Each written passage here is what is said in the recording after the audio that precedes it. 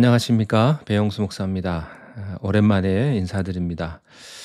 오늘도 우리 하나님 말씀 함께 하심으로 우리 한 주를 하나님의 말씀과 함께 시작하겠습니다. 오늘은 마태복음 26장 47절로 50절까지의 말씀입니다. 말씀하실 때에 12 중에 하나인 유다가 왔는데 대제사장들과 백성의 장로들에게서 파송된 큰 무리가 칼과 몽치를 가지고 그와 함께 하였더라. 예수를 파는 자가 그들에게 군호를 짜 이르되 내가 입맞추는 자가 그이니 그를 잡으라 한지라. 곧 예수께 나와 랍비여 안녕하시옵니까 하고 입을 맞추니 예수께서 이르시되 친구여 내가 무엇을 하려고 왔는지 행하라 하신대 이에 그들이 나와 예수께 손을 대어 잡는지라. 아멘. 예수님께서는 지금 십자가를 향해 가시는 그런 과정 중에 있습니다. 마지막으로 예수님 십자가를 지시기 전에 겟세마네 동산에서 피땀 흘려 기도하셨습니다. 예수님이 기도하셨는데 그 기도의 결과가 무엇입니까? 그것은 십자가가 사라진 게 아닙니다. 기도하면 병이 다 낫는 것이 아닙니다. 나을 수도 있고 안 나을 수도 있습니다. 기도해서 사업이 다 잘 되면 얼마나 좋겠습니까? 거기에 기도의 목적이 있는 게 아닙니다. 잘 안 됐을지라도 좌절하거나 의심하지 않는 믿음이 생기는 것입니다.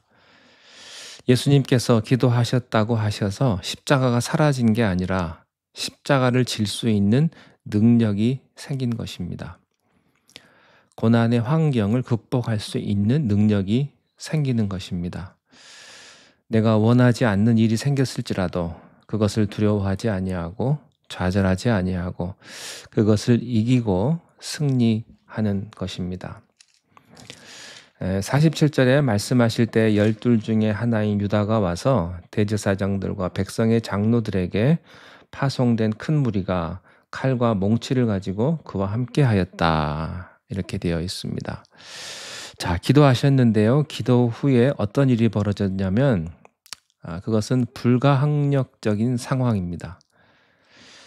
예루살렘 성전에서는 그 성전을 보호하는 시위 군대들이 있었습니다. 또 로마 군대들이 있었습니다. 이 병력들은 대제사장과 백성의 장로들의 통제를 받고 있는 사람입니다. 그 사람들이 지금 칼과 몽둥이를 가지고 떼를 지어서 밤에 예수님이 기도하는 겟세마네 동산으로 뛰어온 것입니다. 굉장히 무서운 상황이 급박하게 전개되고 있고 원치 않는 상황이 전개되고 있는 것입니다. 48절에 예수를 파는 자가 그들에게 군호를 짜 이르되 내가 입맞추는 자가 그이니 그를 잡으라 한지라. 로마 군병이 칼과 몽둥이만 가지고 온 것이 아닙니다. 누구와 함께 왔냐면 예수님이 3년 동안 훈련을 시켰고 또 3년 동안 함께 동고동락했던 예수님 제자 중에 하나인 가룟 유다가 거기 나타난 것입니다. 함께. 여러분, 물리적인 힘, 폭력적인 힘, 이런 것보다 더 고통스러운 게 뭐겠습니까? 배신이죠. 그건 배신입니다. 차라리 매를 맞고 고문당하는 것이 낫습니다. 사랑하는 사람이 믿었던 사람에게서 배신을 당했을 때 그 상처는요, 이루 말할 수가 없습니다. 너무나 크고 고통스러운 것이죠. 사랑하고 믿은 만큼 그 고통과 배신의 아픔은 더 큰 것입니다. 가룟 유다가 예수님에게 배신의 키스를 하기 위해서 온 것입니다. 혹시 여러분은 배신을 당해본 일이 있으십니까? 그렇게 믿었던 사람에게서 그런 배신의 말을 들을 때 여러분의 가슴은 어떻습니까? 찢어지는 것 같지 않았습니까? 그런 지금 상황이라는 것이죠. 49절에 곧 예수께 나와 랍비여 안녕하시옵니까 하고 입을 맞추니 참 뻔뻔스럽습니다.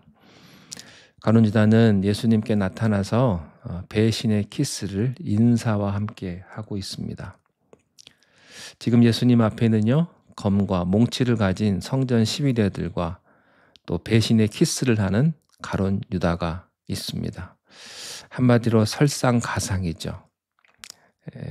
로마 군병들, 바리새인과 대제사장들만 상대하기도 벅찬데 심지어 자기와 함께 있었던 가룟 유다까지 상대편에 서서 상대의 앞잡이가 되는 이런 엎친 데 겹친 그런 격이 되어버렸습니다. 우리 인생에도 종종 이런 일들이 벌어집니다.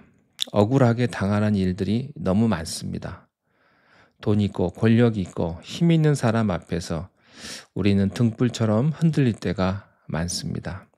그리고 그렇게 믿고 사랑했던 사람 앞에서 배신의 키스를 받는 경우도 많이 있습니다. 이런 일을 당하면 사람들은 어떻게 대응을 할까요? 두려워하고 좌절합니다. 당황합니다. 방향을 잃어버리죠. 어찌할 바를 모르게 됩니다. 그리고 충동적인 분노를 터뜨리게 되죠. 미움과 복수심으로 가득 차게 되는 것입니다. 그런데 오늘 예수 그리스도를 보십시오. 이 상황에서 예수님은 어떤 모습을 가지고 있습니까? 예수님을 보면요, 이미 다 알고 기다리고 있었다는 듯 전혀 동요함 없이 차분하고 당당하십니다. 왜 그럴까요? 예수님이 기도했기 때문입니다. 기도하고 준비했기 때문입니다. 50절에 예수께서 이르시되 친구여 네가 무엇을 하려고 왔는지 행하라 하신대 이에 그들이 나와 예수께 손을 대어 잡는지라. 예수님은 마지막 상황에서 가룟 유다와의 마지막 상황에서 뭐라고 말씀하시냐면 친구여 라고 말을 하십니다. 친구여. 동료라는 뜻이죠. 친구. 우리는 브루투스와 시저의 얘기를 잘 압니다. 가장 가까운 사람에게서 배신을 당하는 거죠.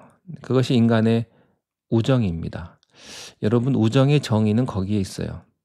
친구여, 이제 내가 하고 싶은 일을 행하라.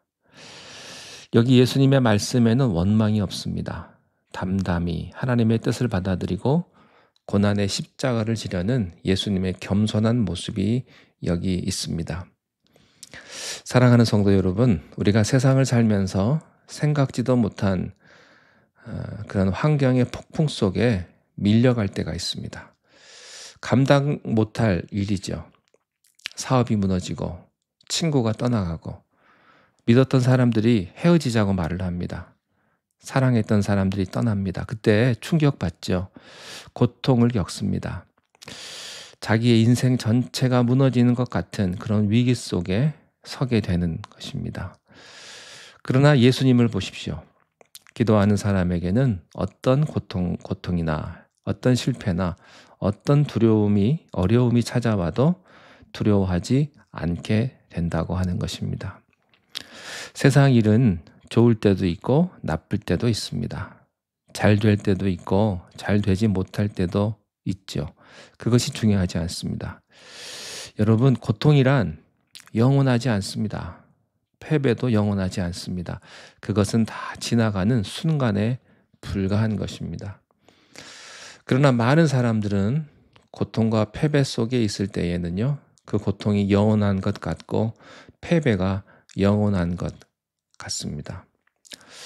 어떤 사람이 병이 들었어요. 그러나 그 질병도 영원하지 않습니다.